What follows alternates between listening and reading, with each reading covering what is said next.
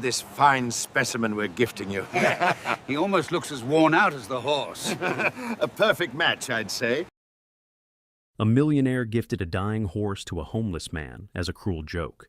He expected the man to fail, confirming his own superiority. But the unwanted gift brought the poor man purpose and global fame. The millionaire watched in isolation as his cruel stunt ruined his reputation. Arthur Vance, a man whose presence filled any room, not through physical size, but by the sheer intimidating weight of his net worth, sat in the exclusive lounge of the Alta Vista Club. The room itself whispered of success, with heavy leather and polished dark wood reflecting the muted glow of crystal fixtures. Around him, a group he affectionately called the Circle shared expensive whiskey and even cheaper laughs. They were men whose fortunes had granted them a peculiar kind of boredom, a boredom they frequently relieved by finding ways to prove their own elevated status to each other, often by looking down on everyone else. The conversation that evening drifted, as it often did, toward the utter uselessness of those less fortunate, a topic Arthur usually guided with cynical wit. It wasn't enough for them to be rich. They had to believe that their wealth was a moral superiority, a natural selection. "Did you see that fellow Elias again, near the old shipping yard?" One of the men, a real estate developer named Julian Heath, chuckled, swirling his glass. Julian was particularly obsessed with the cleanliness of the city's image, which meant he despised any visible signs of poverty. "He's still dragging that cart around, Elias. Persistent, I'll give him that, but utterly without ambition. He just exists." Arthur took a slow sip of his amber liquid, his eyes narrow and calculating as he watched the firelight catch the glass. "Ambition requires hope, Julian. And hope," he paused dramatically, letting the silence hang, emphasizing the finality of his words, "is a luxury he can no longer afford. He's operating purely on instinct now, a scavenger." They all laughed, a low, shared rumble of superior satisfaction. Arthur wasn't genuinely amused by Elias's plight. He was calculating how to use it. The problem with their current lives, Arthur thought, was the lack of stakes. Everything was too easy, too predictable. He felt like a king who had killed all the dragons. Now he just ruled over a boring kingdom. He needed a performance, a grand gesture of his own power.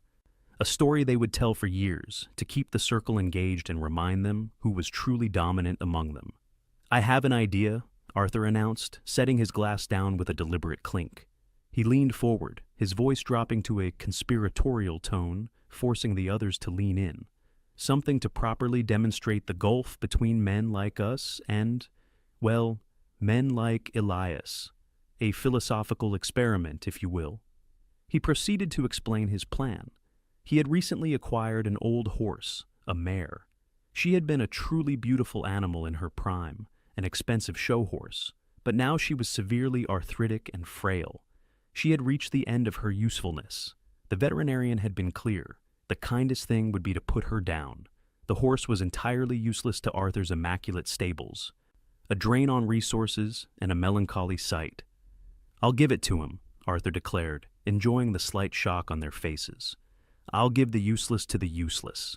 An old, sick, dying horse to the poorest man in the city." Julian frowned slightly, still missing the dark nuance. "But why? That's almost kindness, Arthur. The media would love it." Arthur laughed, a short, sharp burst of contempt. "Kindness? No, Julian. It's performance art. It's a joke on the very idea of a gift. We all know Elias will have to sell it for meat just to survive another week. Or maybe he'll abandon it on a side road where the city will be forced to deal with the corpse. Either way, it's a brilliant, tragic statement." He emphasized his points with sharp hand gestures. "I give him a burden, not a gift. I watch him stumble under the weight of even the smallest responsibility. He's already broken by the world. I'm just giving him one last, heavy thing to carry that will finally crush him. It will be a testament to how utterly dependent they are on the stability and infrastructure we take for granted. I am gifting him a problem wrapped in a promise of hope, which will fail. He'll look like a fool trying to save a life when he can't even save his own, and will have a story for years about the futility of it all." The men slowly understood the twisted logic. The humor lay not in the gift itself, but in the certainty of the recipient's failure. It was a dark joke on humanity, a confirmation of their privileged belief that the poor lacked the capacity or the resources even to manage a small piece of unexpected luck. They believed Elias's desperation would automatically override any sense of duty or care. A truly Vancian gesture, Julian finally admitted, the cynicism settling back into his gaze, raising his glass. The others followed suit, their eyes glinting with a renewed sense of cruel excitement. The idea of witnessing a man's last shred of dignity crumble under the weight of a dying horse was exactly the kind of superior entertainment they craved. Arthur handled the arrangements with clinical efficiency. The horse, who had been called Lady in the Stables, was cleaned up enough to look respectable, but was clearly still suffering. The press he controlled was notified. The next afternoon, the transfer took place near the main city square, a highly visible area often frequented by the press.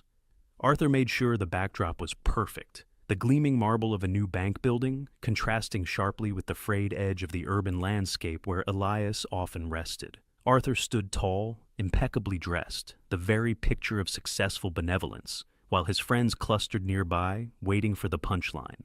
The old horse, frail and clearly struggling with her weight, was led up to Elias. Elias was sitting on a curb, hunched over his meager possessions, looking utterly insignificant in the shadow of Arthur's expensive motorcade and entourage. Arthur stepped forward, a patronizing smile fixed on his face, the smile of a benefactor who knows he's about to be thanked profusely for a tiny effort. "Elias," he said, his voice carrying just enough to ensure the small crowd and the cameras heard him. "I understand you have faced some hardship. Today I am giving you a fresh start. This fine animal is yours. Take good care of her. She's got a few good years left if you treat her right." He handed over the frayed lead rope. The horse dipped her head slightly, as if acknowledging a shared burden. Elias slowly rose. He didn't look at Arthur. He looked at the horse. His gaze wasn't one of confusion or anger or even suspicion, but of deep, quiet recognition. He knew animals. He knew sickness. He knew the end of a long life. The reporters flashed their cameras, capturing the moment of the benevolent millionaire and the stunned recipient. Arthur's friends barely concealed their smirks. The joke, they thought, had landed perfectly. The poor man was now burdened with the disposal of a giant, sick animal. Elias finally spoke, his voice hoarse but steady, carrying no emotion of gratitude or resentment. "Thank you, sir," he said simply, his hand closing firmly around the rope. He didn't thank Arthur for the start. He thanked him for the animal. He didn't promise to care for her with words. His grip on the rope was the promise itself.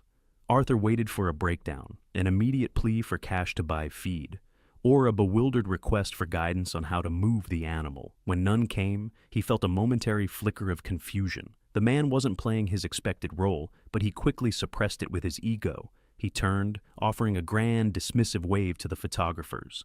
The performance was over. The failure, he assumed, would soon follow in the coming days. Elias was left alone with the horse on the noisy street corner. The crowd quickly dispersed, leaving them stranded, two solitary figures in a bustling, indifferent city. He stroked the horse's muzzle, feeling the coarse hair and the warmth of her feverish breath, a sensation far more real than the cold handshake from Arthur. "Well, friend," Elias murmured, looking around at the city that had rejected him. "Looks like it's just us now. They think you're useless, and they certainly think I am. Let's see about that, shall we?" He didn't see a burden. He didn't see a mockery. He saw a living creature, a responsibility, and an echo of a life he had almost forgotten. A life where he had value because he was needed. Elias had not always been lost. He was a man of the land, raised on a small working farm, until the modern pressures of debt and sickness had stripped everything away. He had lost the farm, then his wife to illness, and finally his hope, all within the span of 3 years. He knew the smell of damp earth and hay. He knew the quiet language of animals. For years, being homeless had chipped away at his identity, leaving him a hollow shell driven only by the immediate need for survival. But the cold, hard weight of the lead rope in his hand was different from the emptiness of his pockets. It was a tangible, vital obligation. The horse, who was too weak for a grand name, he simply called Friend. The name was simple, immediate, and utterly true. The first night was a brutal test. Elias knew Friend needed rest, water, and food that wasn't scraps. The horse could not stand on concrete for long. He walked her slowly, painfully, until he found a derelict, fenced-off lot behind a defunct factory, overgrown with weeds and patchy grass. It was out of sight, and the chain-link fence offered a small, temporary measure of protection from the city's ceaseless indifference. He secured Friend to a rusted post, checking her hooves and running his hands over her ribs, feeling the sharp prominence of bone and the unhealthy heat radiating from her joints. She was dehydrated and in pain. Elias knew his most urgent task was water and finding a soft place for her to lie down. He spent hours searching for water. He eventually found a leaky outdoor faucet on the side of a massive, indifferent apartment complex, shielded by overgrown ivy. Using a salvaged plastic bucket, he made several careful, long trips back and forth, guarding the precious liquid fiercely from others. Friend drank deeply, her breathing easing slightly after the relief. Feeding her was harder. He couldn't buy hay. He had barely enough for his next meal. He started working the only way he knew how, honest, back-breaking labor. He approached construction sites asking to clear debris, restaurants asking to wash dishes, or homeowners needing overgrown yards cleared. He worked for hours for a few dollars, or sometimes just a meal. Every penny he earned was mentally earmarked: horse feed, electrolytes, veterinary care. His own hunger was a distant secondary problem. He learned the schedules of the produce markets, waiting until closing time to ask for discarded vegetables that were too bruised to sell: carrots, apples, and old cabbage leaves that he painstakingly cleaned and fed to Friend. He knew this wasn't enough, but it was better than nothing. He ate only the bare minimum required to keep himself functioning, often just the dry crusts of bread or leftover soup. The vacant lot was exposed. The autumn weather was turning colder, and Friend shivered, her weakened body struggling to maintain warmth. Elias, using salvaged cardboard and plastic sheeting he found in dumpsters, constructed a makeshift lean-to against the rough brick wall for the horse. It was pitiful, but it blocked the wind. He slept pressed against Friend's flank, lending her his body heat. The rhythmic, shallow breathing of the animal, a terrifying reminder of her fragility and his singular purpose. The routine was exhausting, a constant panicked scramble against time and resources. There were days when Elias thought he couldn't go on. The lack of sleep, the constant cold, the gnawing hunger. It was almost too much. Friend was worse sometimes. Her coughing spells rattled her thin frame, and there were mornings she would stand with her head low, refusing to drink or eat. Elias would sit beside her, murmuring encouragement, remembering the old farmer's wisdom drilled into him by his father. You can't save a life that doesn't want to live. But Friend did want to live. Or perhaps she simply trusted Elias completely. When he held the bucket to her mouth, she would drink. When he brought a handful of fresh clover he'd found in a park, she would eat. That trust, that fragile dependency, was a lifeline for Elias. For years he had felt invisible, worthless, a ghost drifting through the city. Now he was absolutely necessary. He was the reason this creature drew breath. It was a powerful, consuming feeling that filled the void where his old life had been. He was tethered, and the tether kept him grounded and fighting. One rainy afternoon, a woman named Maria Santos saw them. Maria lived in a small, quiet house near the old factory. A woman known for her quiet, no-nonsense manner and her small but immaculate garden. Maria was a widow, fiercely independent, and generally distrustful of the world. After a series of painful losses, she saw weakness as an invitation for trouble.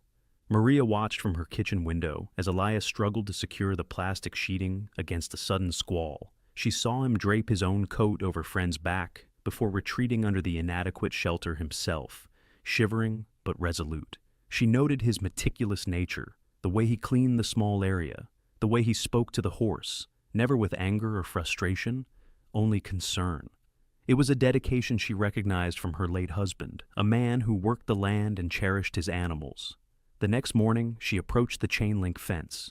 Elias was already up, carefully using a broken dustpan and a plastic bag to clear the lot of manure, meticulous about hygiene despite the squalor. "You can't keep an animal like that here," Maria said, her voice firm, not unkind, but strictly factual. "The city will find you, and they will take her and put her down. You know that." Elias straightened up, bracing himself for the inevitable complaint, the demand that he move on. "I know, ma'am. I'm trying to find something better. She needs real care. She's sick. She needs real cover and actual hay." Maria pointed to her property, a well-maintained yard behind a solid wooden fence. "I have a small, unused paddock out back, and a shed that hasn't seen a tool in 2 years. It's not much, but it's dry and it has high fences. You can use it, but it costs." Elias's eyes widened with surprise. "Ma'am, I don't have money for rent. I barely make enough for feed. I can work, though. I know how to fix fences, clear brush, mend things. I was a farmer." Maria nodded, satisfied by his directness and lack of self-pity. "I don't need money. I need an honest hand.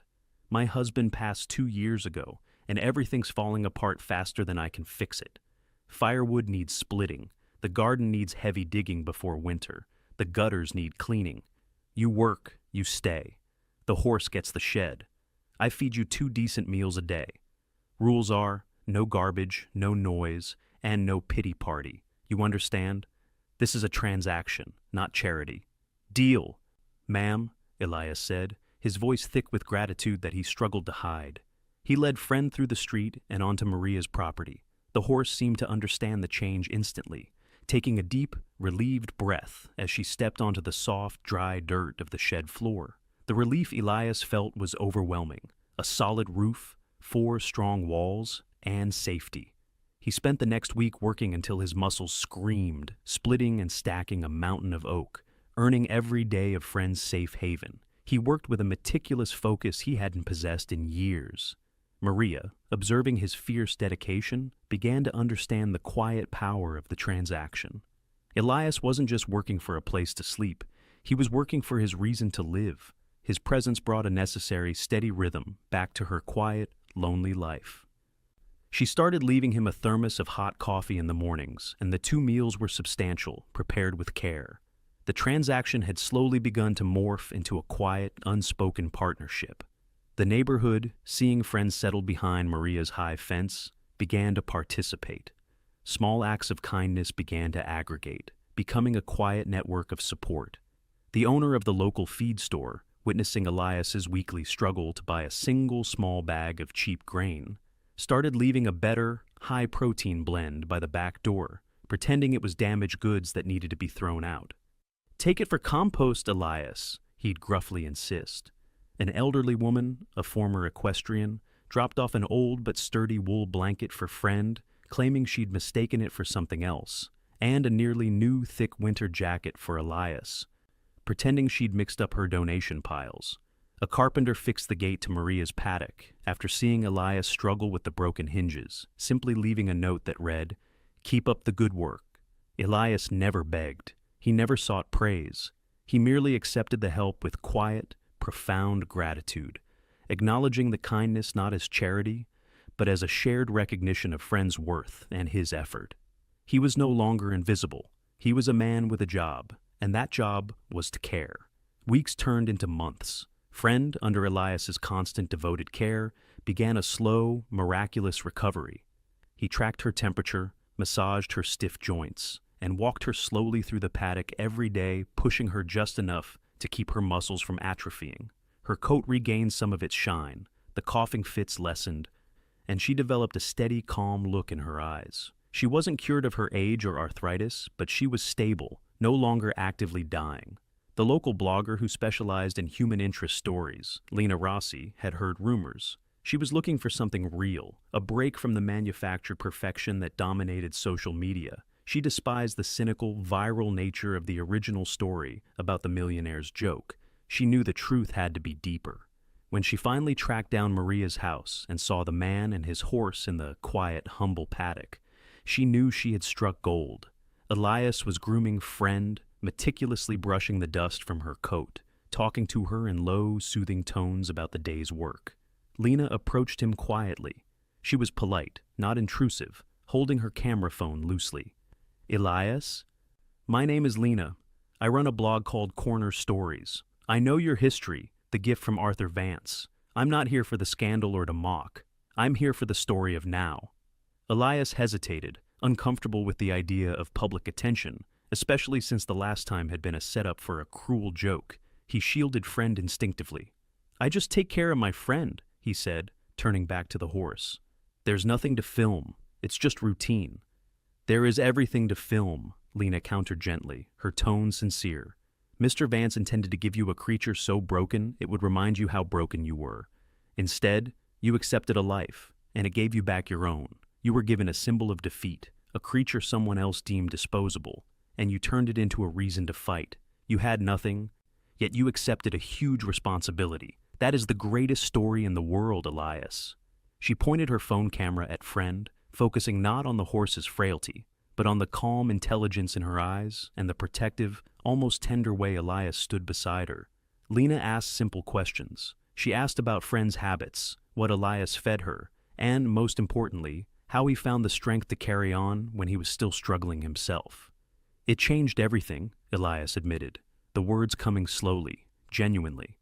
"I didn't have to think about myself anymore. I had to think about her. The world stopped being about what I lacked and started being about what I could do. And I could do this. I could save her." He looked directly at the camera, his eyes sincere, carrying the profound weight of years of hardship and quiet victory. "She saved me more than I saved her. When everyone turned away, when I had nothing left to offer the world, she just looked at me and trusted. It gave me strength. I couldn't let her down, because she was the only one who believed I was worth trusting." Lena recorded the short clip, no more than 90 seconds, and posted it online that evening with a simple, powerful title, "The Useless Gift and the Man Who Found Purpose." She included a brief written summary, but didn't ask for money. She simply told the truth of the situation. The video didn't just spread, it exploded across platforms. It wasn't a celebrity scandal or a dramatic accident. It was a pure, unadulterated story of human decency. It resonated deeply with a public weary of cynicism and greed. Millions watched it. They saw the wealthy man's cruelty contrasted with Elias's gentle devotion. They saw the horse, once on death's door, now standing steady, a testament to care. Comments flooded in. People from all walks of life were touched. They were tired of cynical narratives. And this story was a beacon of authentic, quiet heroism. The donations started immediately. Lena, realizing the viral momentum, quickly added a simple, anonymous donation link at the bottom of the post, explaining that every penny would go to Elias for friend's continued care, which included expensive joint supplements and ongoing veterinary bills. The floodgates opened. It wasn't just a few dollars, it was hundreds, then thousands, then tens of thousands pouring in from around the globe. People were desperate to prove that kindness mattered more than contempt. Elias was stunned. He saw the numbers and felt a strange disconnect, almost a fear. Lena managed the initial funds, setting up a proper account and ensuring everything was tracked and legal, protecting Elias from exploitation.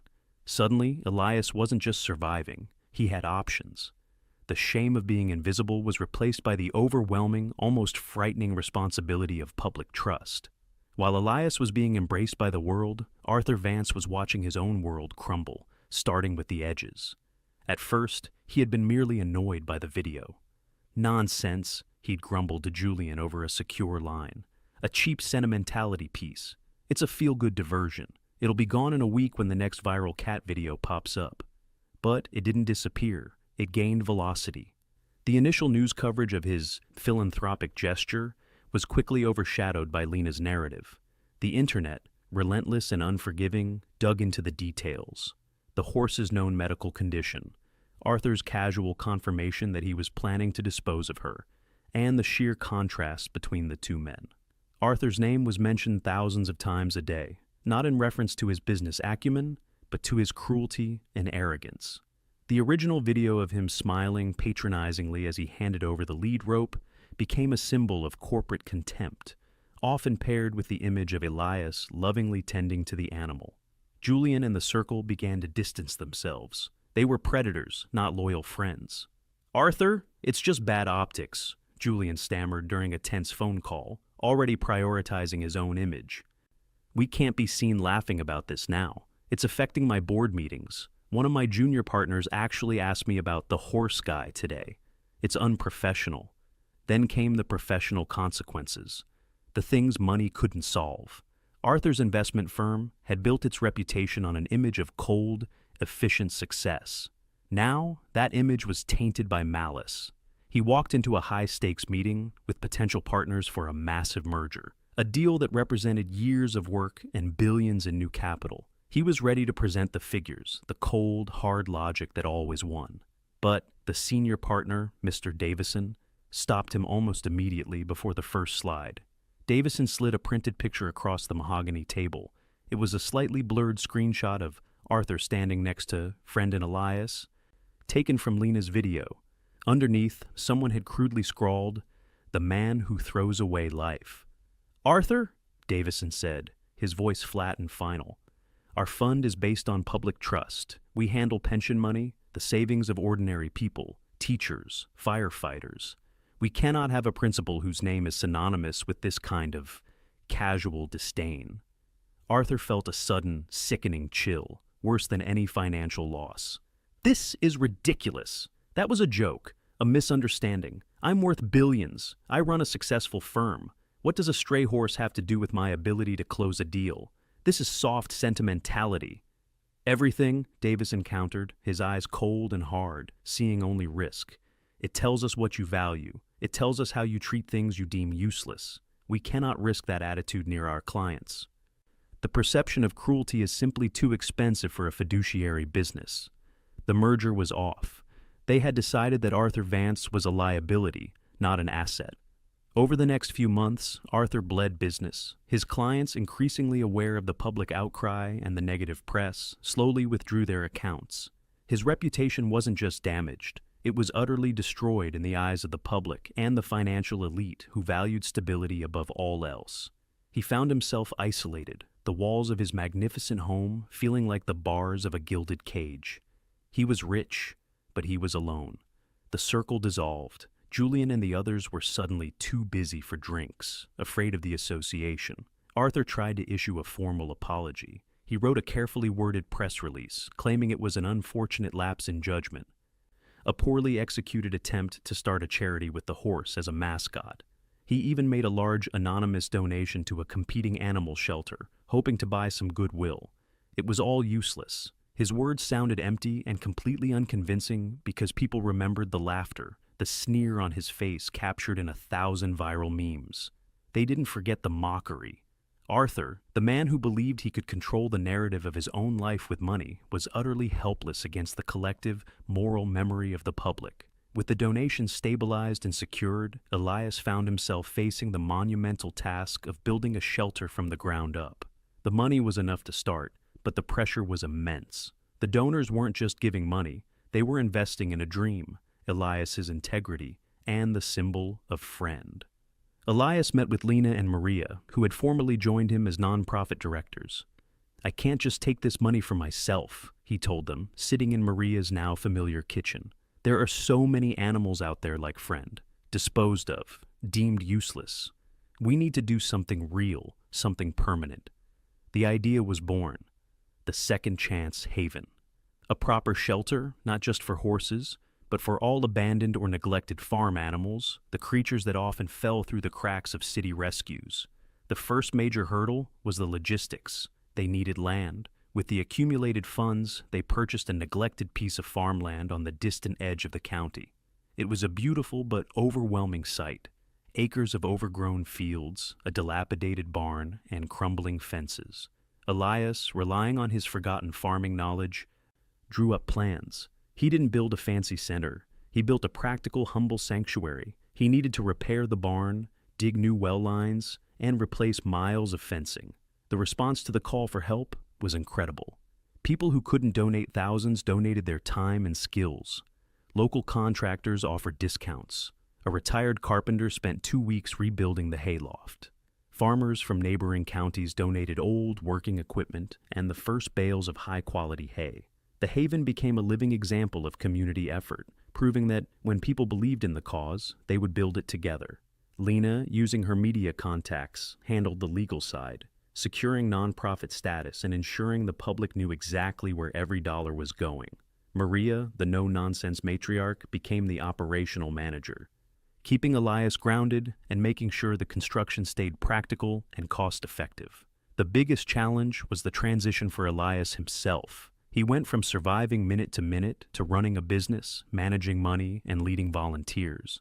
He had to learn to trust the kindness of strangers, a concept alien to a man who had only known the city's indifference. He spent late nights studying budgets and construction manuals, determined not to let the kindness or the animals down. The shelter opened 6 months after the viral video. It was a modest operation at first, but it was legitimate and growing fast. The first rescue after Friend was an old dairy cow named Daisy, whose owner could no longer afford her care. Daisy, like Friend, was given a soft landing and endless attention. Friend, the old, once-dying horse, was the undisputed star. She stood in the main paddock, healthy and calm, a visible miracle, the original muse. She was often brought to charity events, standing patiently while children and adults alike patted her muzzle, a symbol of hope and recovery. Elias, still the same humble man, wrote a book. He called it Friend's Whisper, a children's story told from the horse's perspective, talking about the cold, the loneliness, and the sudden warm feeling of a hand that refused to give up. The book was a massive success, further cementing the shelter's mission and providing a steady stream of income. During the grand opening, Elias spoke to the gathered crowds, his voice now strong and confident, but still deeply rooted in humility. Arthur Vance intended to give me a burden, a reminder of my failure, he said, his gaze sweeping over the volunteers and the happy animals. What he gave me was a mirror. She showed me that if you have the capacity to care for one living thing, you have the capacity to save yourself. The true value of any life is not its cost, but its ability to connect, to love, and to trust. Arthur Vance's world continued to contract, the silence of his vast estate growing louder. He had always defined himself by his influence, but that influence was now toxic. He couldn't understand why a simple, petty gesture had such long-lasting repercussions. He believed the public had a short memory. But Elias's story, continuously updated by Lena, kept his own image as the villain fresh. The final blow came not from the internet, but from his oldest and most powerful business partner, an institutional investor named Margaret Hayes. Margaret had been his staunchest defender, valuing profit over public opinion. She met him in his private office, avoiding the Alta Vista Club completely. The atmosphere was formal, sterile. "The board had a vote, Arthur," Margaret said, her expression entirely neutral.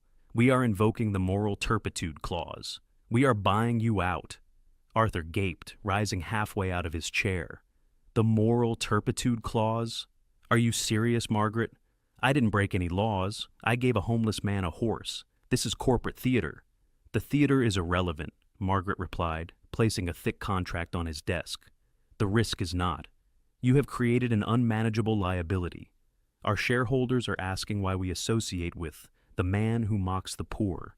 Our stock has taken a measurable hit every time that blogger, Lena, posts an update about the Haven. We are an investment firm, Arthur, not a soap opera. Your inability to show basic human decency, even as a calculated PR move, has become too expensive. You are a moral hazard." She pointed to the contract. "Your remaining shares will be purchased at a slight premium, effective immediately. You are out." Arthur felt his foundation completely give way. He could lose money and rebuild. He couldn't lose his reputation and his name attached to his life's work. The horse, the creature he had dismissed as worthless, had effectively dismantled his empire. He spent the subsequent months driving aimlessly. He fired his public relations team, realizing they were as useless as his apologies. He started spending his afternoons driving out of the city, finding himself repeatedly drawn to the location of the Second Chance Haven. He would park his car down the road, watching through binoculars, unable to look away from the proof of his failure. He saw Elias, now looking healthy and purposeful, laughing with volunteers as they built a new wing of the barn. He saw Friend, happy and whole, being led by a small parade of children, a living, breathing symbol of everything Arthur had lost: connection, purpose, and public goodwill. The sight twisted something in Arthur's gut that wasn't rage or frustration, but a creeping, poisonous regret. He hadn't just given Elias a horse. He had inadvertently given him a platform, a purpose, and a community. He had tried to break a man, and instead, he had built him into something infinitely stronger than himself, using Arthur's own cruelty as the foundation. Arthur Vance, the man who had everything, had lost his standing because of an act of contempt. Elias, the man who had nothing, had gained everything because of an act of care. It was the third annual summer festival at the Second Chance Haven. The fields were filled with families, children laughing, petting rescued goats, sheep, and, of course, lining up patiently to meet friend. Elias, who had grown into the role of director with easy humility, was giving a public talk near Friend's paddock. He spoke not about the money or the fame, but about the profound responsibility of care and the simple daily effort it takes to heal a life, human or animal. "We tend to think of value in dollars," Elias said, his voice amplified just enough for the crowd. "But value is in necessity. When I was on the streets, I felt like a discarded thing.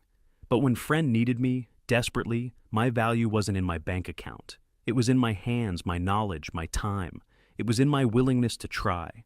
That kind of value you can never buy or sell." Just at that moment, a dark, expensive sedan, sleek and entirely out of place, crept slowly down the dusty road that bordered the property. Inside, Arthur Vance watched the scene unfold through the tinted window. He saw Elias. Elias looked older, but settled, his face no longer etched with the constant fear of starvation and cold, but with the lines of hard, satisfying work. He watched him interact with the crowd, radiating a quiet, authentic authority. Arthur, on the other hand, was isolated in the climate-controlled capsule of his car, dressed in clothes that screamed of unused wealth. He was merely observing life, not participating in it. He could buy this whole piece of land, this whole county, but he could never buy the respect Elias commanded by simply caring for an animal. As Elias finished his speech, the crowd applauded warmly. A few children rushed over to give Friend a final pat. Elias bent down to greet them, his body language open and warm. Arthur instinctively lowered his head, pressing his face against the cool leather seat, terrified of being recognized.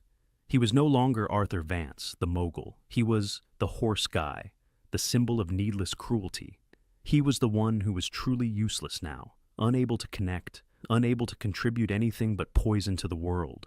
He watched Elias briefly glance toward the road, an empty, casual look. Unaware of the broken man hiding in the luxury vehicle, Elias saw only the dust, the trees, and the blue sky. He was focused on the present, on the life he was building. Arthur saw only his past, his mistake, and his exile.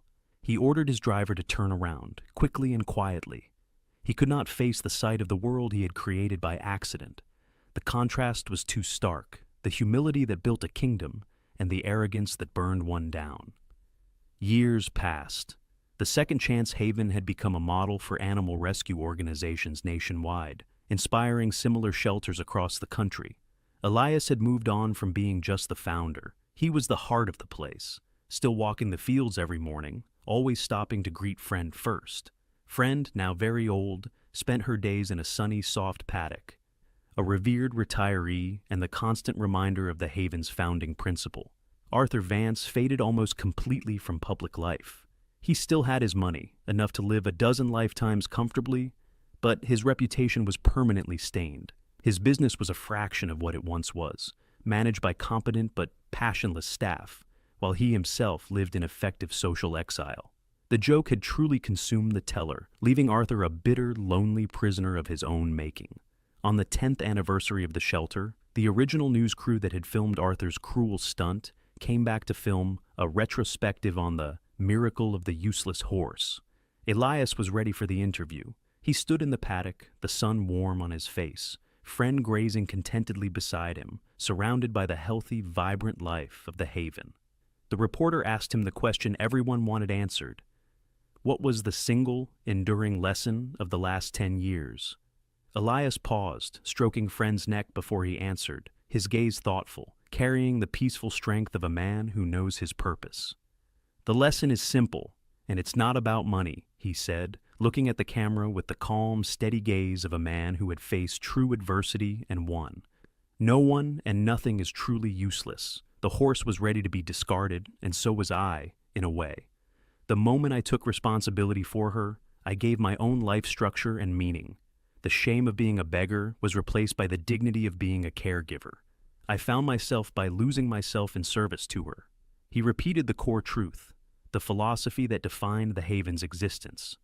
the simple truth that had crushed Arthur Vance's cynicism. The true value of a person is not in his money, clothes, or status, but in his actions, in the ability to love and care, even if he himself has nothing to eat. This is what the world reacted to. They didn't donate to save a horse. They donated to affirm that this belief is still true. He smiled, a genuine earned smile that reached his eyes. Like I said that day to the blogger, Elias concluded, the words carrying the weight of 10 years of struggle and success. She saved me more than I saved her. When everyone turned away, she just looked at me and trusted. It gave me strength. What began as a cruel millionaire's jest, a mockery designed to humiliate, had instead become a powerful, enduring triumph of kindness, willpower, and the profound, beautiful power of second chances for every creature, human or animal, that the world had tried to throw away. The horse, who should have died alone, lived on as a symbol of hope, reminding the world that the smallest act of genuine compassion outweighs the largest mountain of gold. And the man who lost everything found his true worth not in avoiding responsibility, but in embracing it,